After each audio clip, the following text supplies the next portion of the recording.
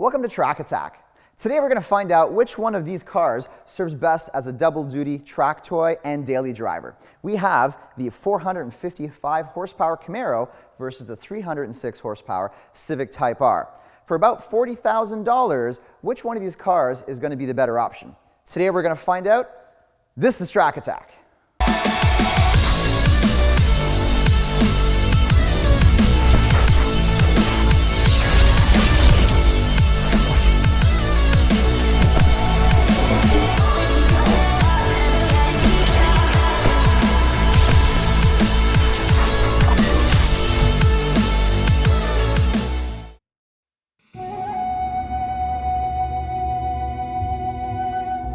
In the 1990s, Japan single-handedly created the import car scene in North America. 30 years later, Honda is still carrying the banner for Japan with a car that uniquely balances performance with real-world practicality. The 2020 Civic Type R.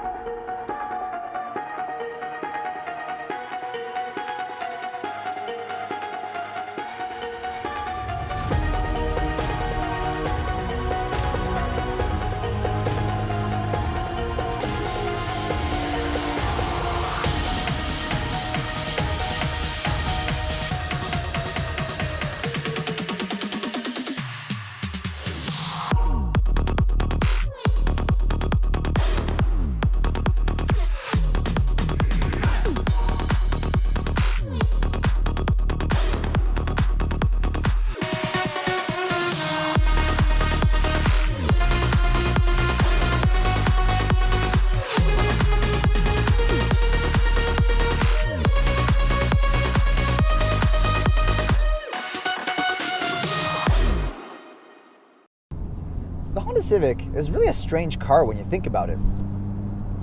It's a great daily commuter, it's good on gas, cheap on insurance, has 4 doors, you can fit lots of people in it. Yet at the same time, it's also a legend in the performance car world. How is that possible?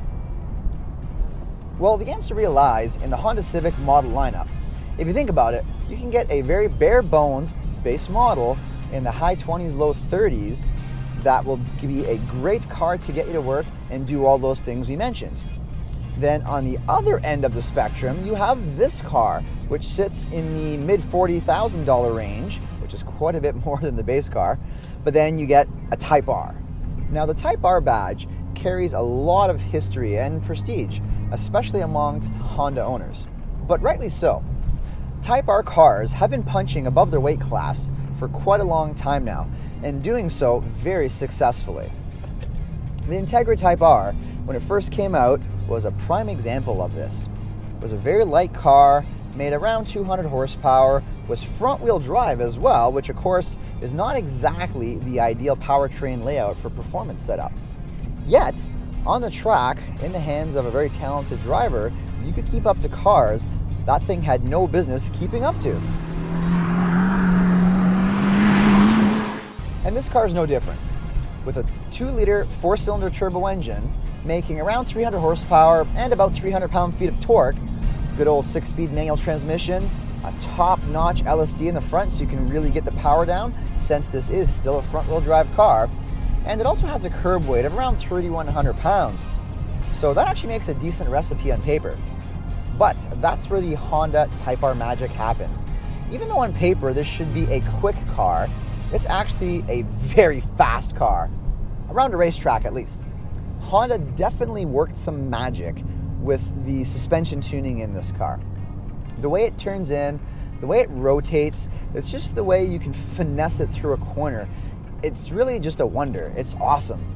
I have to say that this is definitely the best front-wheel drive car I've ever driven by a landslide. There's some really good stuff out there, but nothing goes around a racetrack with front-wheel drive like a Honda Civic Type R. One of the things that makes this model of Type R so special is that this is the first time North American buyers can get a Type R Civic brand new through the dealer. Before this, only markets like Japan and Europe could really get the true Type Rs. Anything else had to be imported, or people usually build their own custom Type Rs before that.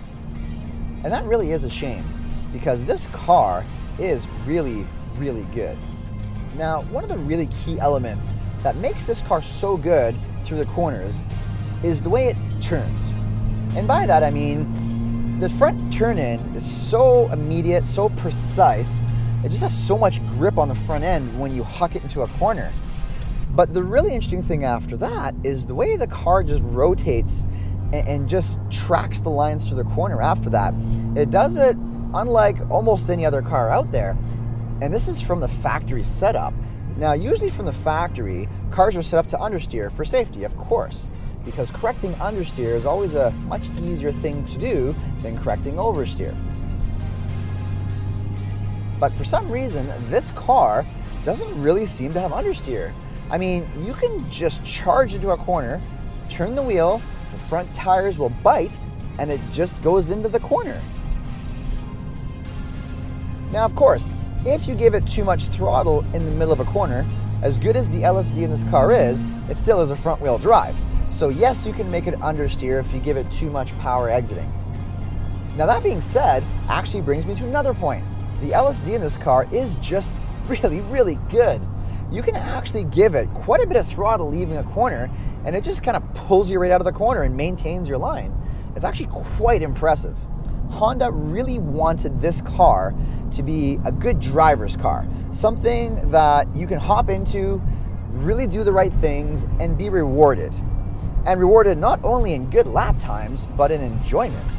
This car is very engaging to drive, it's very spirited, it's very light and nimble. It feels that way when you're driving. It doesn't feel like you're driving a big car. In fact, it doesn't even feel like a four-door. It feels a lot smaller when you're actually driving this thing and pushing it around a track. It's just a lot of fun. When this car was released in 2017, it was an excellent sports car, a great track car, even a good car to drive on the street still. However, there still was a few Achilles heels, shall we say, to the car. One of the big problems with this car was when people went out to track it, it would just run too hot. But for the 2020 model, they did do some changes to try to make this car better for the track. And we'll find out later when we do our performance testing if those add-ons really made a difference. Now, all the Type Rs from the past always had a bit more of that sort of tuner race car look to them rather than very elegant high-end supercar. Now, with that being said, it makes sense that Honda would want to style this car down that path. They just went really far down that path, but that's okay, because in this case, it does kind of work. I really do like the look of the car. It definitely stands out from the regular Civic lineup, no doubt about that. With a wing that's as big as, frankly, anything on this car, that really makes it stand out in a crowd. Of course, this car has vents and air ducts everywhere, some which actually are functional and some are not. But let's face it, on today's modern cars, where are you going to find a functional air duct? I'm looking at you, Toyota Supra. This really is a true Type R. It's a driver's car. It's fun to drive, it's rewarding, and it really is the underdog, just like Type Rs always have been. You can take it to the track and you can beat up on the big boys and have fun doing it, for a lot less money in most cases. With that being said, what other car could we get for about the mid-40s that is a great performance car that could match or exceed the Type R's performance?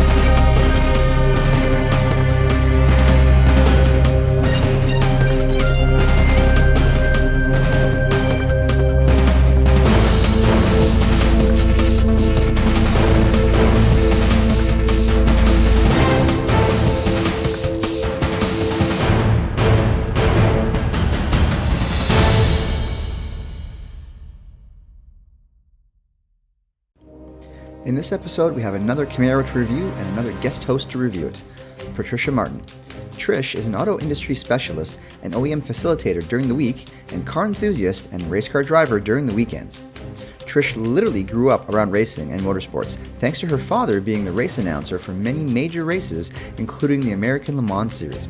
She spent a lot of her youth in various roles helping out at IMSA race events. Over her career, she has amassed a wide range of automotive experience, spanning from owning her own aftermarket parts business to working directly with manufacturers on new product designs and launches. She is also no stranger when it comes to performance driving. She has participated in car club and race team events for years, including Ferrari Challenge, Corvette Club, and many other events. Trish currently competes in the Lucky Dog Racing Series in Canada and also does lapping events in her FD RX-7. This is the 2021 Chevrolet Camaro. What's brand new for 2021? Well, the nice people at Chevrolet have decided that if you choose the 1LE package, you can now get a 10-speed automatic with this vehicle in addition to the 6-speed manual that's always been available. Last year in 2020, the manual was the only choice you had, and now you can get the automatic if you please. They've also added Apple CarPlay and Android Auto as wireless features, so you don't need to bring the cable with you anymore. They automatically connect. Those are two things that are new for 2021. 2020, there was an upgrade from 19 where we refreshed the fascia on the front of the vehicle because a lot of people didn't like the way the bow tie looked in that centerpiece, so that's been changed, but this is the second year of that. So the SS automatically lets you know, as you see the SS badge on the front of a Camaro, you know that that is a 6.2-liter V8 equipped vehicle. So there's a V8 here no matter what. Once you get into 1LE though, 1LE is the track package. That's what makes it fun. That's what makes it not only just your daily driver, but your weekend track car. And 1LE is a distinctive feature that you see on the outside of the vehicle, and you know immediately it's a 1LE because you'll notice the satin black hood, the front splitter, and the spoiler on the back of the vehicle are all blacked out, so they stand out a little bit, and that lets you know that this is a 1LE car. The stuff that makes it track capable, tires, brakes, suspension. So this is a super comfortable, very, I wouldn't say tame car, but it has the ability to be super monstrous and very angry and very loud, which is why you get this little button in the console center here, and it's the drive mode selector. So we can use it on a day like today when it's a little bit chilly and you think that your tires might be a little bit cold.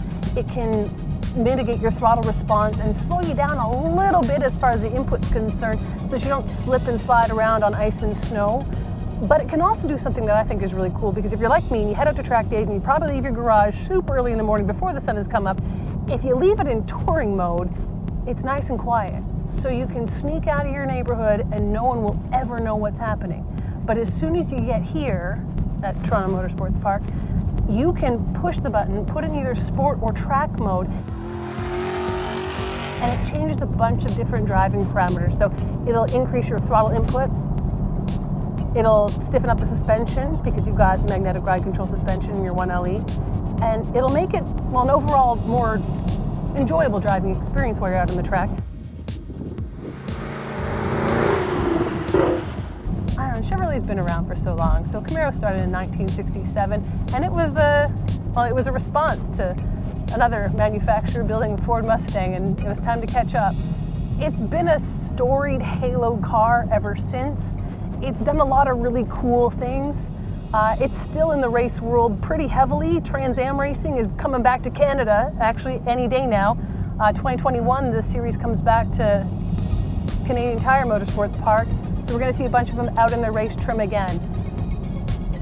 It disappeared for a little while. You recall 2010 was the reintroduction of the 5th generation Camaro because it had gone away for a couple of years.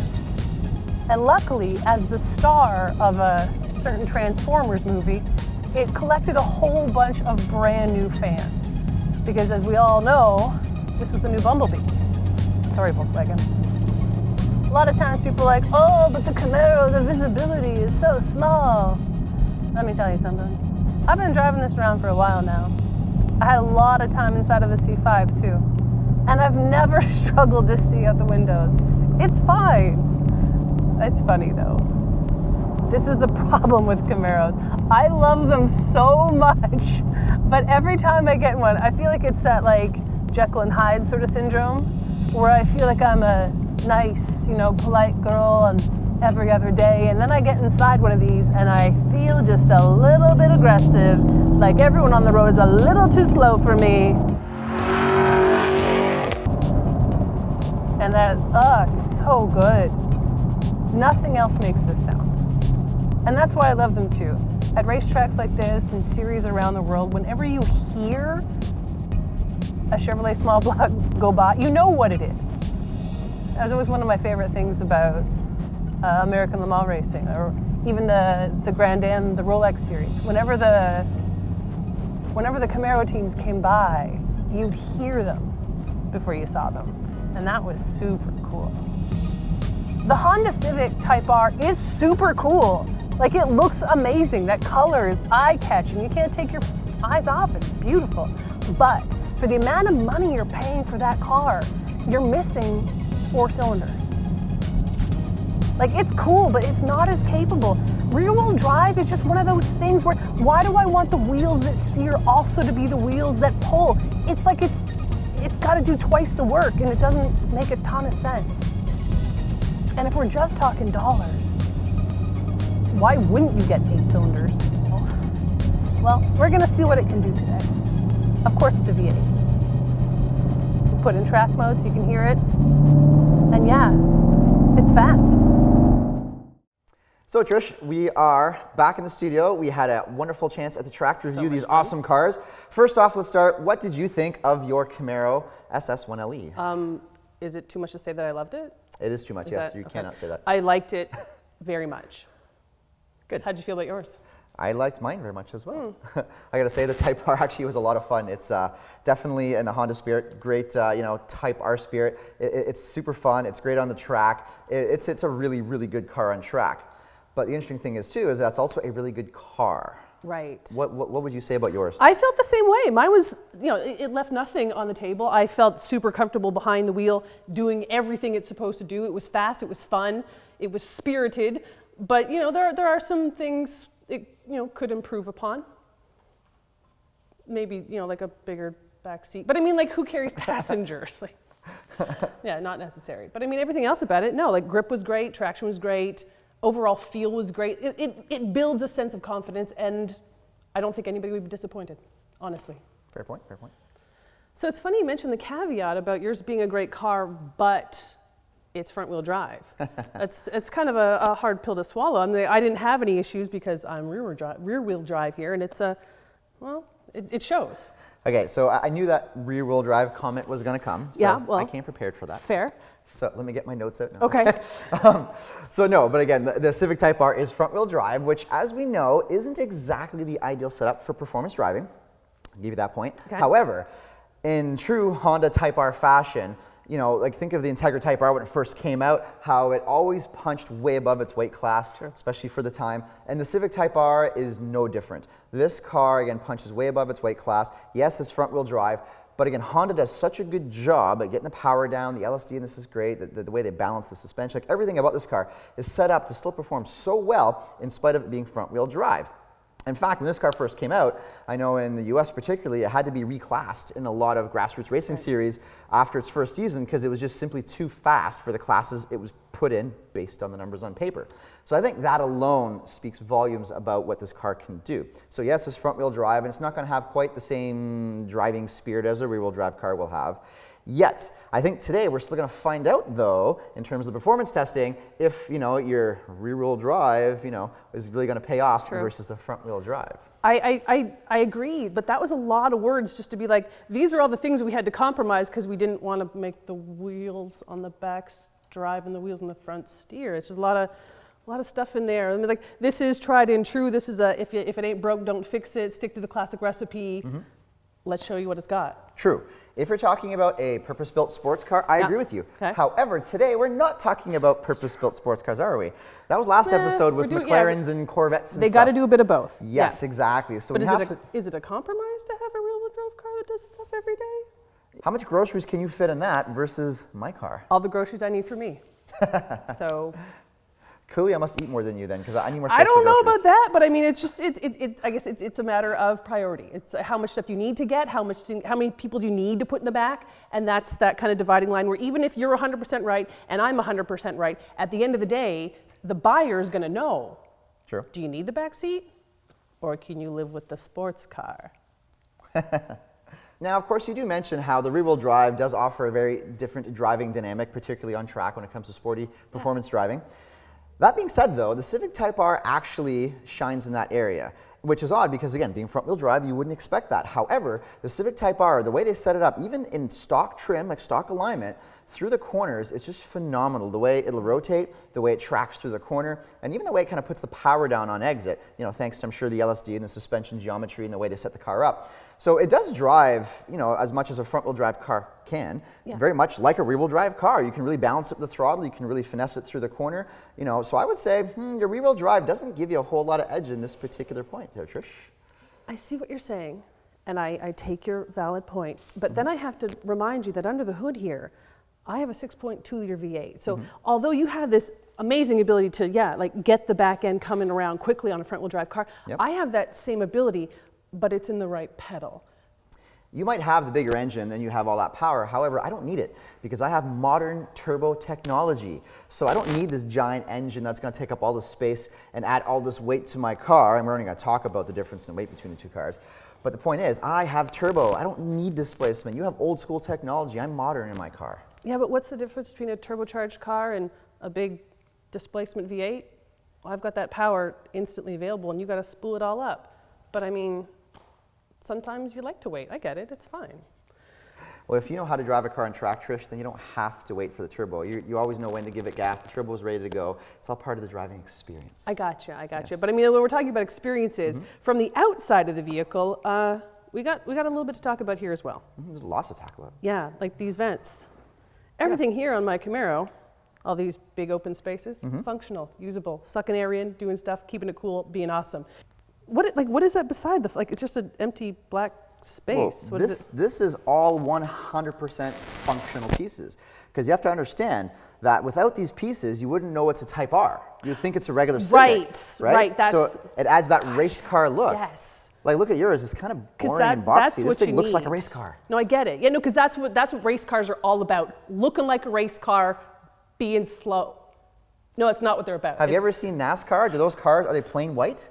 They have things on them that make it look like race cars, right? You know what? The Civic Type R is perfect for you, you know, in its compact, efficient size. Compact, efficient size? Yeah. Are you commenting on my status? No, stature. Stature? Not your stature. Yeah, stature, not status. Yeah, okay. That's what Well, I think it's time to find out how these cars will stack up in terms of performance testing. Of course, we have to do an autocross challenge, really test the rotation on my Type R, and we get to do a drag race and test out your mighty V8 with its 455 horsepower. Yes. So let's run the clip and let's see how they do. Let's do it. Okay, so we're here for the first run of the Civic. Today, with the Camaro versus Civic battle, I know the Civic definitely wins in the agility column, and this being a tight autocross course, that definitely gives me the advantage. But then again, the new gen Camaro is actually quite good in the autocross courses. I know when this gen first came out, it actually did very well in autocross, especially a lot of stuff in the US. So, you know what? Maybe this may not have the advantage. Let's do a couple of runs and let's find out.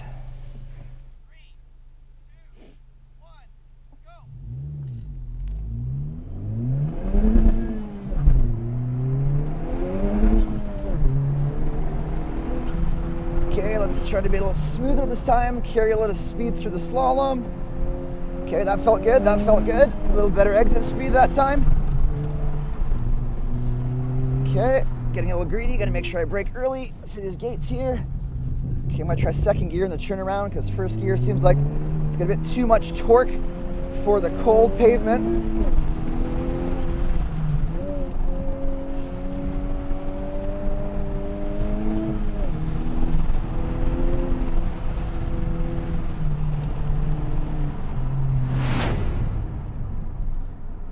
Okay, that felt like a good run.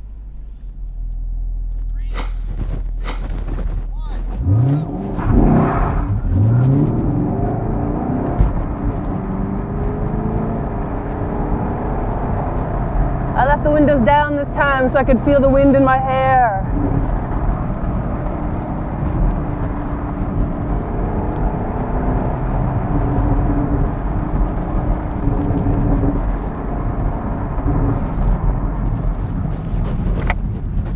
There we go. There we go. I told you you'd be good tires. You just need to be a little warmer.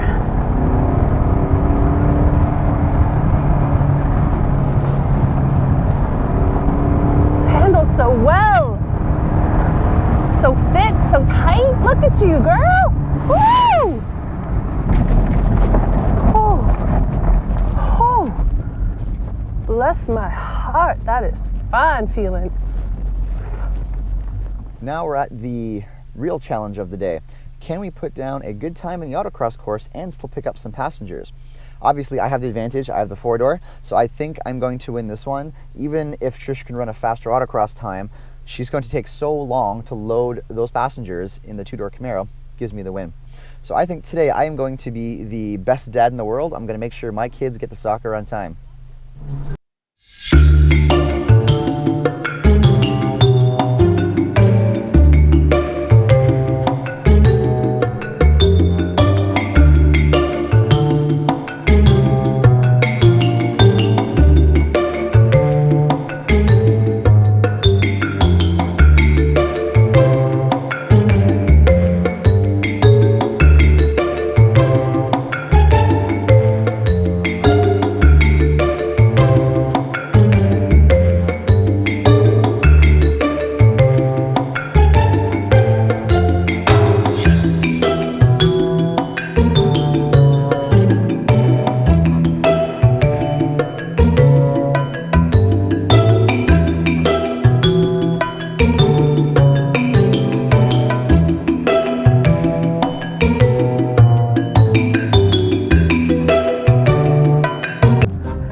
Seatbelts on.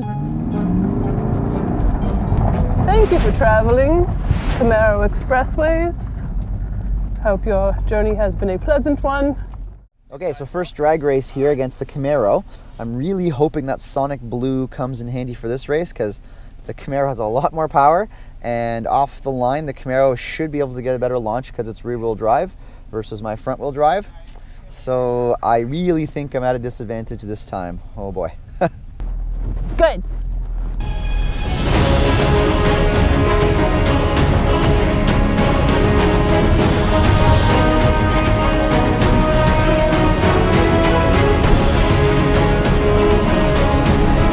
Come on, VTEC, go, go, go, go, go, go! Come on, turbos!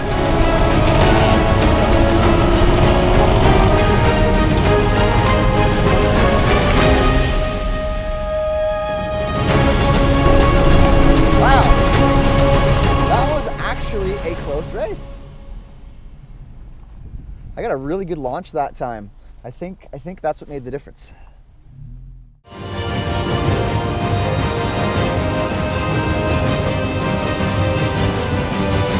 All right, we're roll racing now. It's like drag racing, but with rolling.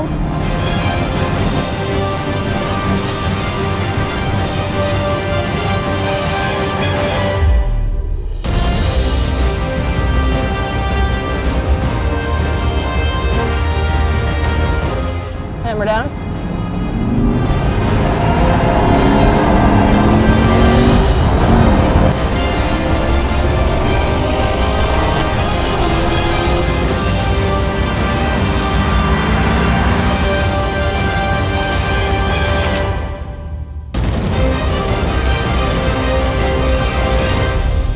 And that is what 450 something horsepower will do, kids. And we are back from the autocross, where the, what was it again? The inferior front-wheel drive, blah, blah, blah stuff, whatever you said, won the challenge, by the way. Yeah. Again, back to what I was talking about, you know, Honda Type R heritage, all that great race car performance packed into this awesome four-door car. And as you can see on the autocross course, it really proved its mettle. It absolutely did. It was small, it was nimble, it did well. Yes. I did suffer from a little bit of maybe being a little too big in some corners, but I mean, you know what? That's what happens. It's fine. I'm okay with the loss. We're going to move on to other things.